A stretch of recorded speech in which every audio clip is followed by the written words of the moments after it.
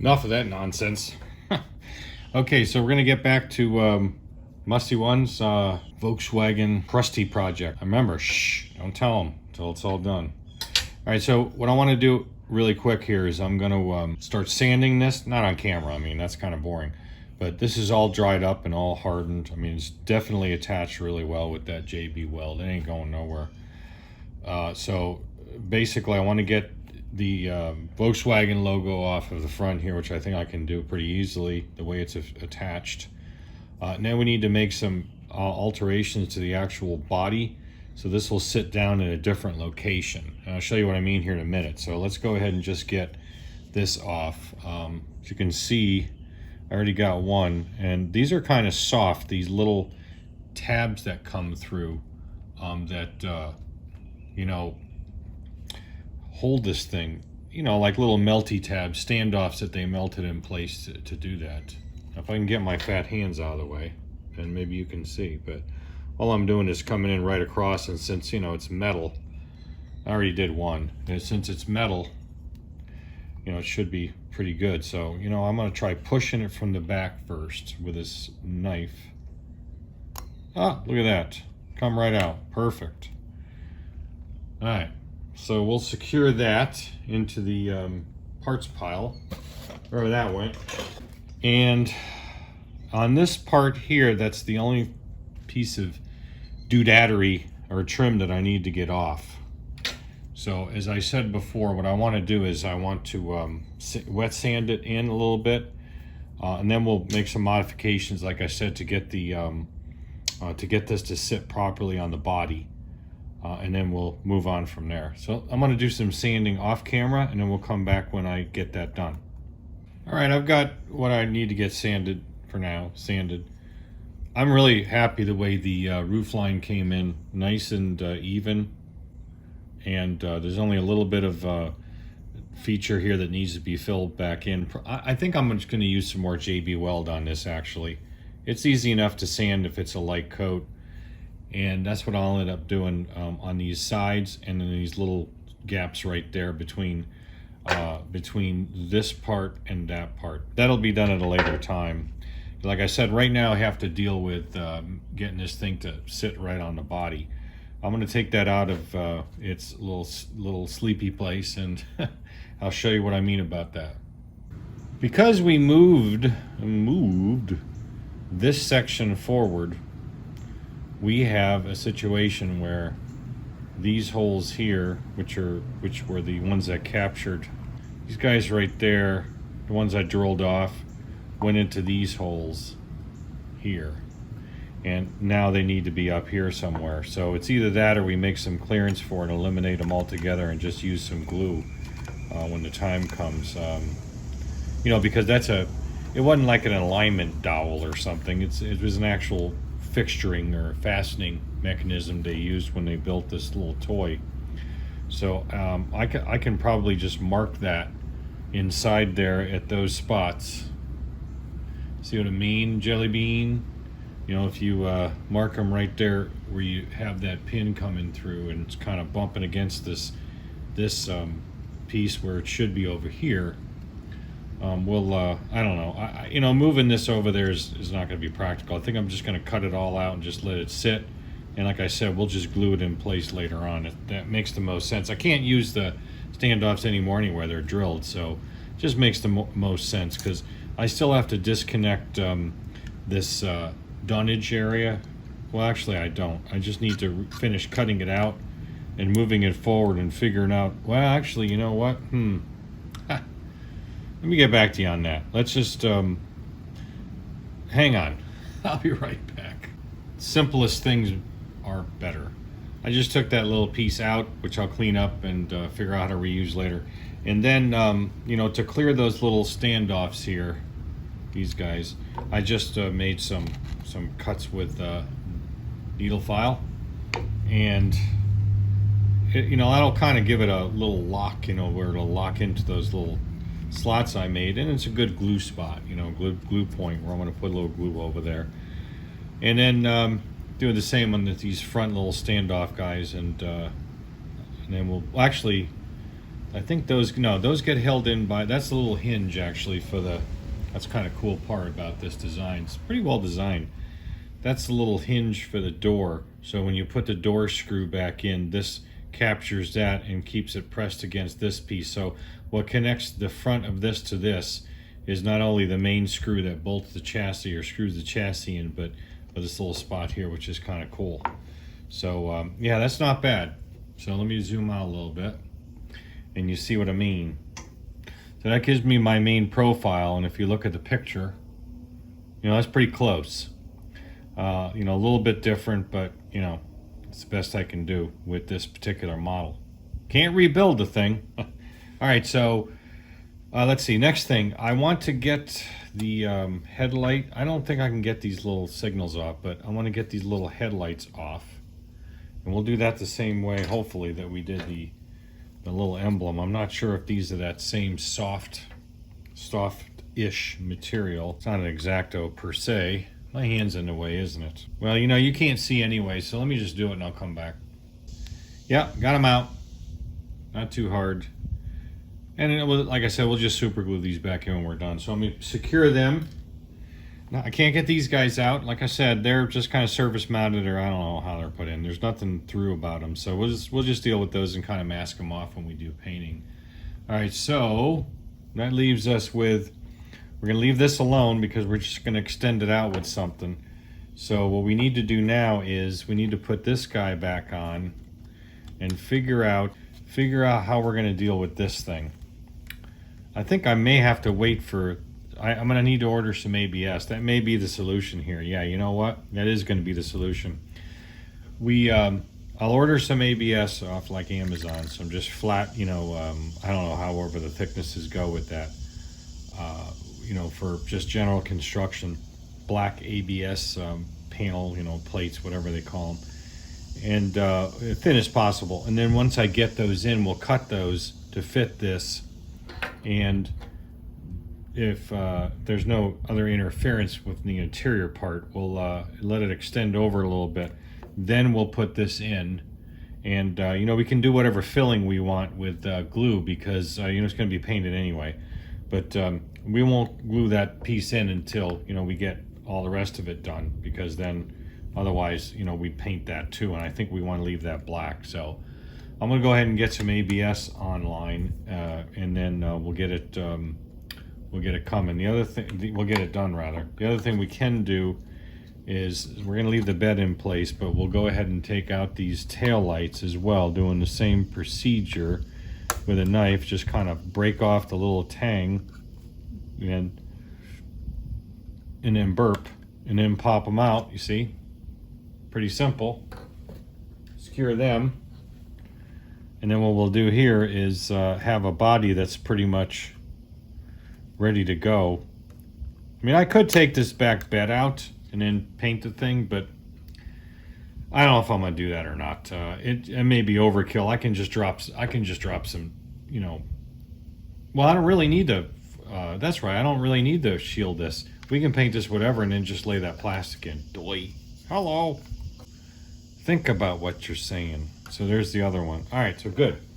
We got the body pretty much stripped down now, and and we've got this to where it'll go on, and that's part of our happy place. So yeah, not bad. It's coming along.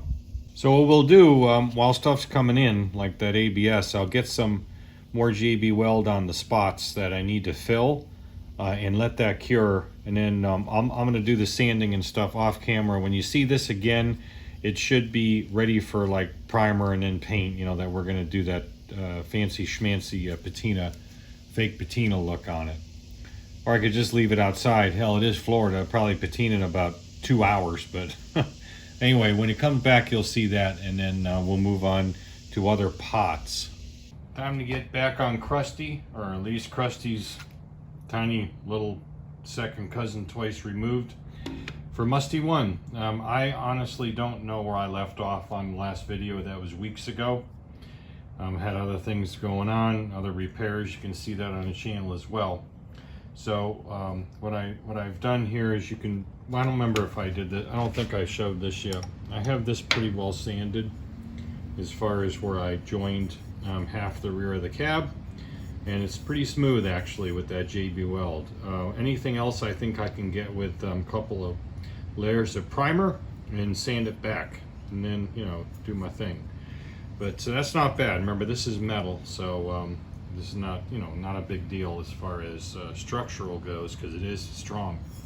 Now inside, because of the smush zone of the JB Weld, that won't let the what do you call it, the little window assembly for the front and back windows, that piece fit in.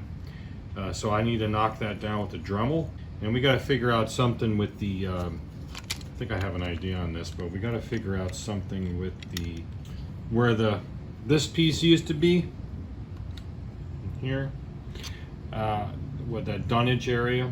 I have an idea, and I'll show you what I mean on that here in a second, how I'm going to solve that with some of this black ABS that I have here. I did get that in. I've actually used some of it already in another project, and I think I have an idea, and I'll show you what I mean by that. I'm also going to discuss and maybe even get some paint done, because I picked up some paint at the store, which I think will be good.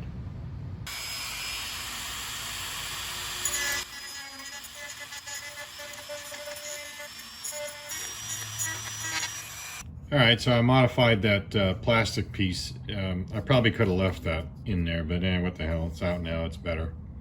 So that snaps in somewhat the back window, and I'll put a little super glue just on the top edge, and likewise on this front window. But you can see she's going to be just fine as far as windage goes, window edge. Alright, so on to the next thing. What I'm thinking of doing with this is I made a little sketch, not a sketch, I kind of laid it out, and you see how that's actually longer. Can you see that? Yeah, longer than that bed. And you probably assumed already what I want to do is clamp it like between a couple of pieces of aluminum or something, and then bend it, you know, heat it and bend it, so they'll essentially go in on, you know, on this surface and then come up and meet the cab. And I can kind of dial that in after I get it cut and bent. But I made it a little bit big, but I'll just cut on the inside of that line basically, because I don't have any really good Sharpies. I probably need to get some, but that's close enough. And like I said, I can dial that in, but my objective is to cover all this up, of course, and just glue it in place. And again, it'll come around and come up the appropriate height, so when the cab sits down, it should be fairly seamless there, or maybe a slight seam you can see, but not necessarily something cattywampus. And then, you know, I think it'll come out real good. So let's see how that works.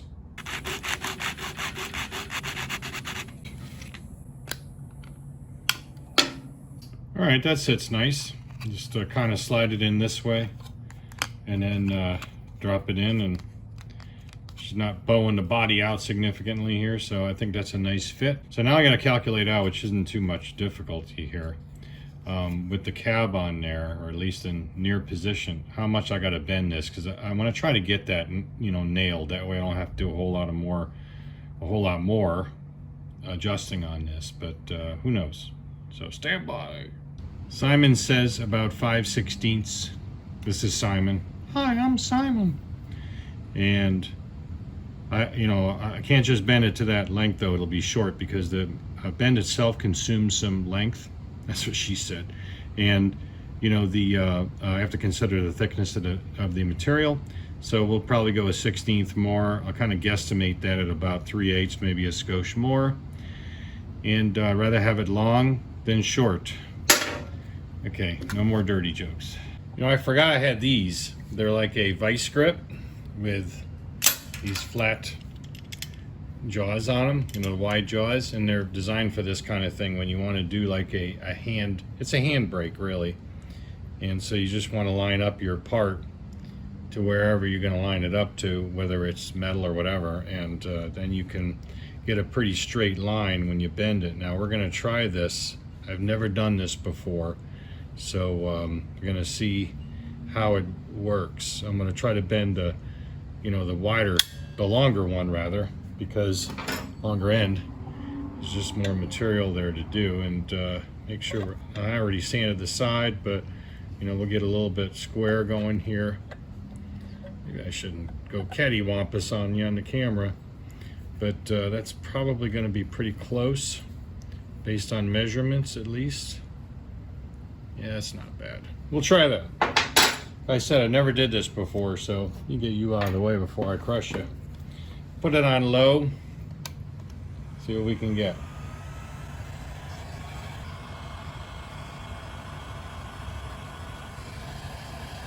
And our metal is going to be, our clamps here are going to be sucking up some heat out of this, so, but it's better than aluminum. Whoops, better than aluminium. Also, take my block here and push it down. Sorry if you couldn't see that. I couldn't see it either. Now we'll heat it back up to, you know, fix any of these warpages we got going on. And hey, it might actually work. Whoops. Yeah. Okay, let's try that again. All right, that's more like it. As Musty himself would say, we do it right because we do it twice. Okay, yeah, that'll work. So these magic marker lines come right off with brake clean. It doesn't hurt the plastic. I tried it actually. So we'll clean all that up and you won't see any of that. It'll be nice and fits good, and so I'm happy with it. I'll set that aside. All right, let's talk about some color. As I mentioned before, there's definitely some red primer that's coming through in that patina.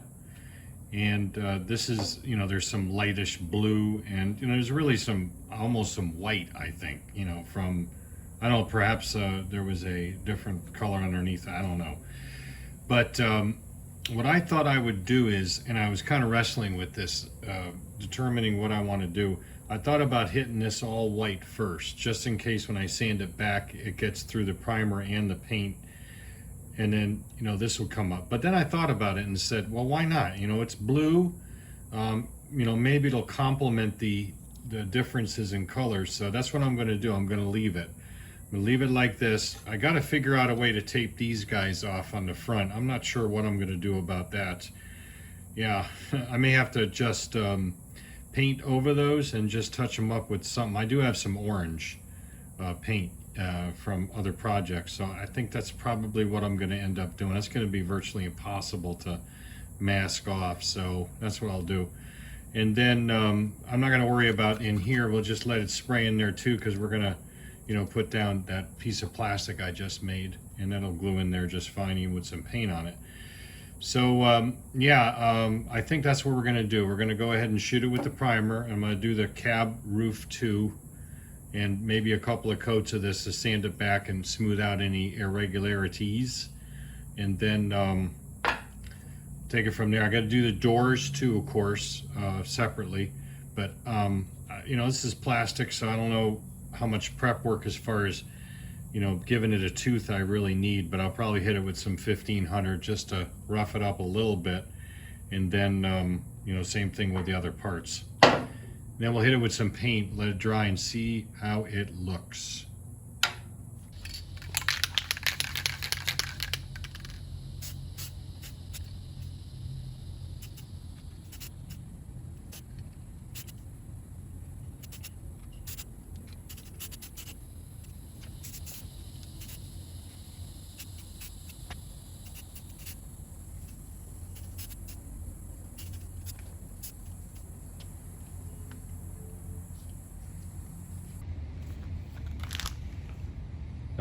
Not bad at all. I'm not even going to worry about doing any sanding on this.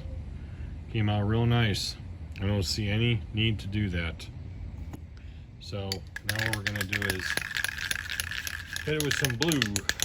But I'm going to do it with light, very light, you know, trying to blotch it in. Blotch it.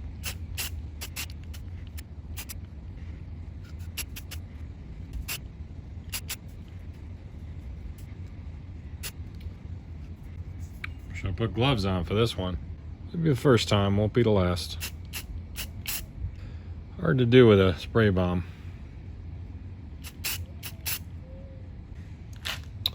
Kind of what I'm going for is like this. See, it kind of blends in with that primer. It's a little bit more. I can always recoat it with the primer too. I can blotch it in like that with the primer and then do a little bit of sanding. But you see what I mean by that? It's kind of cool the way it just barely covers it like that.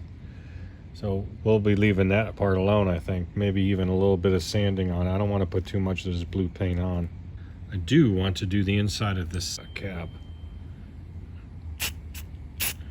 Here goes the hands again.